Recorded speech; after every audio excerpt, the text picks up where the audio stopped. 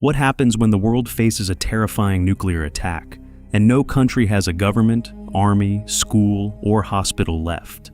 In today's story, we see just how horrifying human survival becomes in such a scenario.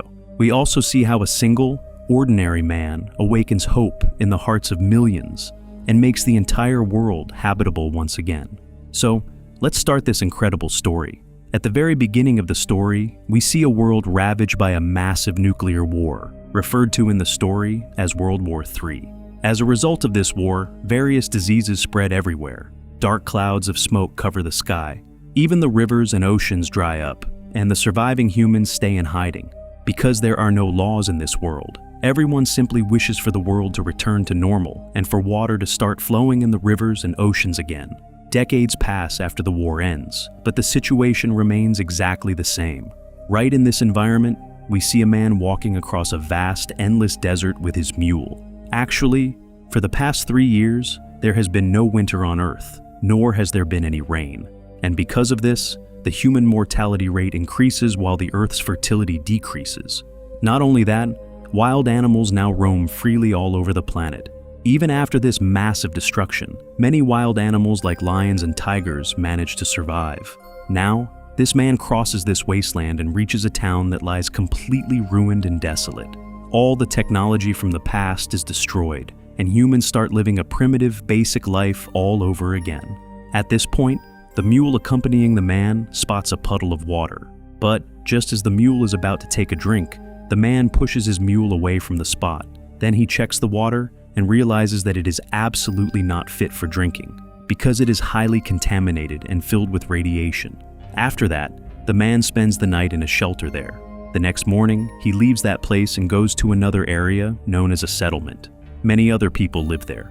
Upon arriving, this nomadic man performs a piece of Shakespeare for everyone, which they all thoroughly enjoy. Since there are no schools or colleges left, nobody has any education or knowledge of literature, so they become very happy to see such beautiful literature and drama. In fact, this is the nomad's job. When the world was fine, he used to recite Shakespearean poems and perform plays for people. And now, in exchange for these poems and plays, he gets some food and a little drinking water from various people. Suddenly, warning bells start ringing nearby, which means the army officers who control this entire region are coming. So, the nomad takes his mule and hides in a spot. Now, General Bethlehem arrives here and asks, "What exactly is going on here?" Just then, a kid starts singing a song in a poetic tune, and when the nomad tries to sneak out of there, General Bethlehem spots him. He calls the man over to him, and the man says, "Look, sir, I am just passing through here. I haven't done anything wrong." But right then, he gets struck on the head and is knocked unconscious. When the nomad regains consciousness, he finds himself in a prison camp where there are many other men just like him. The general tells him, "From now on, your new life begins. I will make you a warrior." The nomad refuses to do this because he doesn't want to fight. The general then attacks him, beats him brutally, and says, "From today onwards, your name is Shakespeare." After that, their training begins, which is extremely brutal, leaving everyone completely exhausted. Their food is also so terrible that people can only swallow it down. At night, they are shown a movie. It is an action-packed war movie, but seeing this, everyone gets highly annoyed, because they have all witnessed a massive war in their own lives that left the entire world in ruins. So, later, they are shown a love story, which makes them all very happy. It reminds them of the days from their past when everything in this world was good. The next day, Bethlehem, meaning the general, reads out 8 rules to all of them. The very first rule is that everyone must obey all of the general's orders without any question. The second rule is that if a punishment is given, it will be swift, and there will be only one penalty: death. And rule number 3 is that no mercy will be shown to anyone. According to rule number 4, no one is allowed to have any fear in their hearts. And rule number 5 states that everyone must be extremely faithful and loyal to General Bethlehem, meaning their clan or group. Moving on to rule number 6, whatever justice or judgment General Bethlehem passes will be forced upon the people. According to rule number 7, anyone can claim to be the leader here, which means they can take the general's place. But for that, they must challenge the general, and if they can fight the general and defeat him, they can become the leader of this group. But even after hearing this rule, no one steps forward. Anyway, Rule number 8 dictates that if anyone makes a mistake, the punishment for that will again be death. The truth is, the general wants to create his own separate world here, and for that, he needs an army that will follow him blindly, an army that will obey every single order of his. The general then leaves the scene. After that, the sergeant tells everyone that a man once challenged the general. The general killed him in a horrifying manner because the general is a very powerful fighter. He cut off the challenger's tongue. Hearing this, everyone gets extremely terrified. Meanwhile, within a few days, the general realizes that Shakespeare is actually a very intelligent and talented man. So, he wants to keep Shakespeare among his close associates. But first, he orders Shakespeare to hand over the binoculars he has to security. At the same time, Shakespeare's book of poetry is burned. However, Shakespeare has absolutely no desire to stay there. He wants to escape at any cost and waits for the right opportunity. The next day, they all go near a river where a lion has attacked and injured some of their soldiers. Shakespeare is then ordered to go through the bushes, retrieve the injured soldiers, and also kill the lion. Shakespeare now has to cross to the other side of this bridge, because the lion and the bodies of the soldiers are over there. Shakespeare is not even given a rifle. He is only given a knife to defend himself. He goes to the other side of the bridge, where he sees the soldiers' bodies. He hoists one soldier's body onto his shoulder and gets back onto the bridge. And as he is crossing that wooden bridge, he notices a river rushing below with a very strong current. He realizes that this is his chance to escape. He intentionally steps on a piece of wood that breaks the moment he puts his weight on it, and he falls straight into the river. From above, the soldiers start shooting at him to kill him. But due to the river's strong current, he is swept far away from there. The general now orders another soldier named 40 to jump into the river and kill Shakespeare. 40 quickly dives into the river and reaches Shakespeare very fast. Actually, the two of them had planned to escape together, but now he wants to catch Shakespeare because he must obey orders. Shakespeare tells him that they can escape from here, but right then, the sergeant arrives, wanting to kill Shakespeare. 40 attacks the sergeant with his knife and injures him, but the sergeant shoots him, resulting in 40's death right there. Taking advantage of this, Shakespeare dives into the bushes to save his life. And as the injured sergeant follows him in pursuit, a lion that had been hiding there ambushes the sergeant and completely finishes him off. Meanwhile, we see that Shakespeare has successfully escaped. When night falls, it starts pouring rain. He starts feeling very cold. He spots a vehicle, and upon going inside, he finds the corpse of a man that has long since rotted away. There are also many letters lying there, along with a lighter. He starts reading those letters all night long just to pass the time. These are actually letters from way before the war. The next day, he notices a taxicab with U.S. Post Office written on it, which means this man was a postman. Shakespeare had already put on the postman's clothes earlier, and the next morning, wearing the postman's hat and carrying all his belongings, he sets out from there. He arrives at another settlement. He goes there and says, "I am a postman. I have come here on behalf of the U.S. government." The sheriff there tells him, "We don't believe you at all." Then Shakespeare takes the letters out of his bag and starts calling out the names. These letters are 15 years old, and right then, a woman from the crowd speaks up. "That letter is mine." Actually, this woman's sister had sent her that letter 15 years ago. After that, Shakespeare is allowed inside. The people there now believed him. Shakespeare reads the letter to that woman. Along with this, he tells another lie to everyone, saying that the U.S. government is being reformed so that peace can return to this country, so that everything can be exactly as it was before. Then, a man speaks up. "General Bethlehem is building his own separate army here, and we are in great danger from him. He can attack us at any moment. You must quickly deliver this message to the general so that our lives are saved from General Bethlehem's grasp." So, Shakespeare, whom we now know as the Postman, tells this man that the government currently doesn't have enough power or strength to face General Bethlehem's army head-on.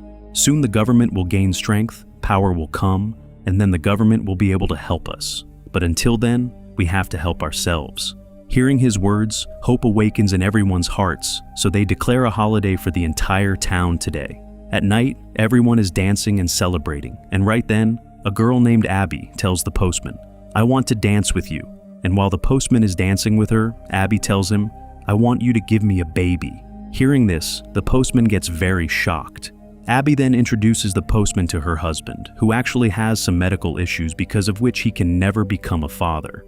Anyway, the postman then meets the woman whose letter he had read earlier today, which her sister had written for her 15 years ago. Today, that woman gives the postman another letter and says, "I have written this letter for my daughter.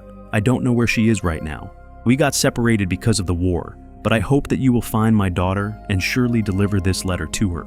Hearing this, the postman becomes highly emotional. He starts feeling like he is playing a false game with the emotions of these innocent people. So he steps outside and decides that he will leave this town forever. But right then, an old man from above says, "Whatever you are looking for is over there in that corner." When he goes to that corner, he sees a post office, and inside is a boy who wants to be a postman just like him so that he can deliver people's letters to one another. Just then, the sheriff arrives and says, "I know you are a fraud, so tomorrow morning you will leave this town." Realizing he has been caught, the postman retreats to his room where Abby comes to see him. She says, "Our whole town has sat down to write letters so that you can deliver them to their loved ones." At the same time, she says, "I want what I asked of you. I want you to give me a baby." She then steps very close to the postman. The two of them spend the night together. The next morning, when the postman goes outside, he sees that all the people of this town have written letters for their loved ones. They hand these letters over to the postman, because they are hopeful that the postman will somehow find their loved ones and definitely deliver the letters. The townspeople also gift him a horse. They provide him with a supply of food so that he doesn't face any hardship on the road. Seeing so much love from these people, the postman says, "I will definitely return here one day. I promise you, the world will soon be like it was before." He then rides out of there on his horse. But on his way, General Bethlehem arrives at this town once again. He sees that the town's post office has been opened and the US government flag is hoisted there. This makes him extremely angry. He orders Abby's husband to set this post office on fire immediately. Abby's husband really doesn't want to do this, but he is forced to do it. Although the new postman boy is inside this post office, he somehow manages to escape with his life. And now, the sheriff is forced to tell the truth here, that a postman had come who claimed the US government is going to be reformed. Hearing this, General Bethlehem gets furious. He says that this is completely impossible, so he immediately takes his men and starts tracking the postman to catch him. Meanwhile, the postman reaches another town, where he again tells everyone the same lie, that the US government is being rebuilt, that there are many places where people have survived, and that they are working to restore peace to our country. But by then, General Bethlehem's troops arrive just outside this town. However, seeing the soldiers, the people of the town refuse to open the gates at all. General Bethlehem says, "If you do not open the gates, we will attack you with our cannons." Hearing the postman's words, a great deal of courage had actually grown in the hearts of the townspeople. They had thought they would stand up against Bethlehem because they didn't want this brutal rule anymore. But their mayor says, "We only have 5 rifles. We won't be able to fight them at all." They tell the postman, "You came from the government. You go talk to them. Explain to them that the government is being newly formed." So now the postman gets on his horse, carrying a white flag, and rides over to General Bethlehem. General Bethlehem feels like he has seen the postman somewhere before.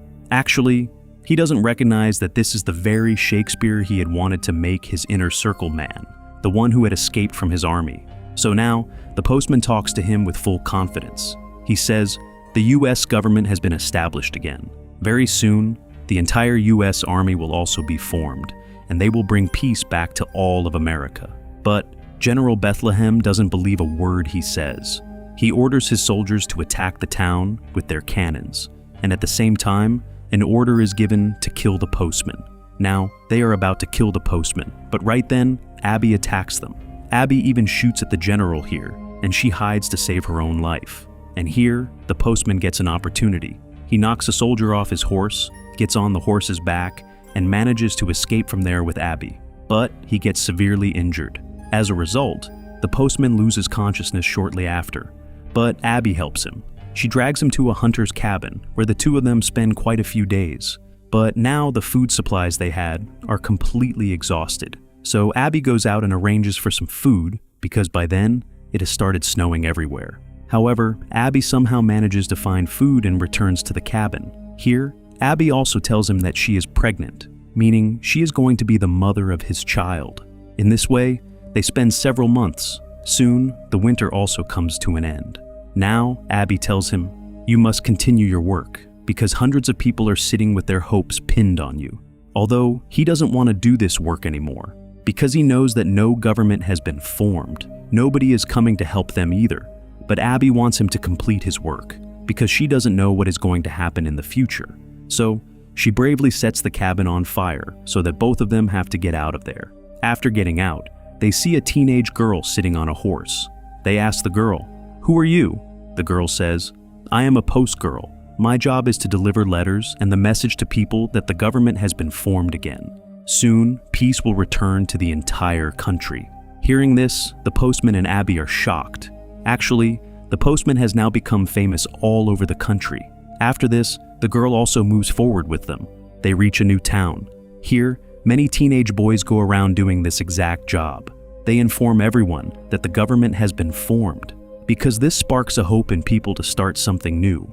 They are known to everyone as the Post Boys, because they want to deliver this message to every person in the entire country, that they are going to rebuild this world anew. And now, here, the postman recognizes the boy who was the first one to tell him that he wanted to be a postman just like him.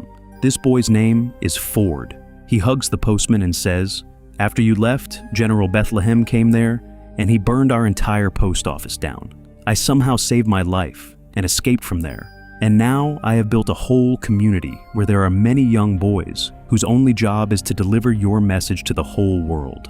Because the more people this message reaches, the more united people will become, and peace will return to the whole country." Meanwhile, General Bethlehem now finds out that there are currently many people in the country who are postmen, delivering the message to people that soon, peace will return to the entire country, and everything will be exactly as it was before.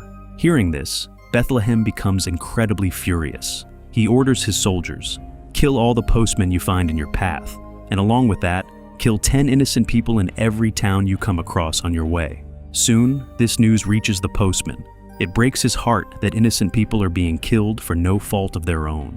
So he announces in front of everyone, "The new president has written a letter to me. He has told everyone to shut down this postal service, and he has ordered that the uniforms you have must be burned." Actually, the postman told this lie so that no other postman would have to die at the general's hands. But Ford gets extremely angry hearing this. He goes to the postman and says, "We cannot do this." However, the postman tells him, "To save everyone, I have written a letter for General Bethlehem too. This needs to be delivered to him." This letter states that no government of any kind has been formed, and along with that, all postal office services have been shut down forever. Now, Ford decides that he will go with this letter, even though he really doesn't want to do this. But due to the postman's words, he is forced to do it. Hearing this, Abby also gets furious. But the postman tells her the whole truth about how everything happened up until now. He reveals that he is not actually a postman, rather, he is just a traveler. Hearing all this, Abby says, "I already suspected that you are not a postman, but because you were doing good work, I put my trust in you." The postman says, "I am going to leave this place. I want you to come with me too." After that, the two of them leave from there. Meanwhile, Ford is shown reaching General Bethlehem with another postmaster. He hands over the letter that the postman had written for him, which states that no government is being formed and that the postal service is being permanently shut down. The general doesn't believe this at all, so he kills Ford's companion. But the general doesn't kill Ford here, so he can use him as bait to catch the postman. On the other hand, we see the postman arriving at another settlement with Abby. The people there let the postman in very easily, and everyone is extremely happy to see him. Actually, everyone knows about the postman by now. The next day, Bethlehem's soldiers arrive here, searching for the postman. The leader here tells the postman, "We can help you escape from here." Just then, a man hands the postman his hat. He puts the hat back on and says, "I am not going to run away anymore." Then he tells Abby, "You go to some safe place. I will handle the rest." Abby says, "I love you very much." Actually, Abby's husband had died by then. And since Abby is alone now, she wants to stay with the postman. But the postman has made his decision to face General Bethlehem. So, he rides out of there alone. He gathers everyone who wants to fight against Bethlehem.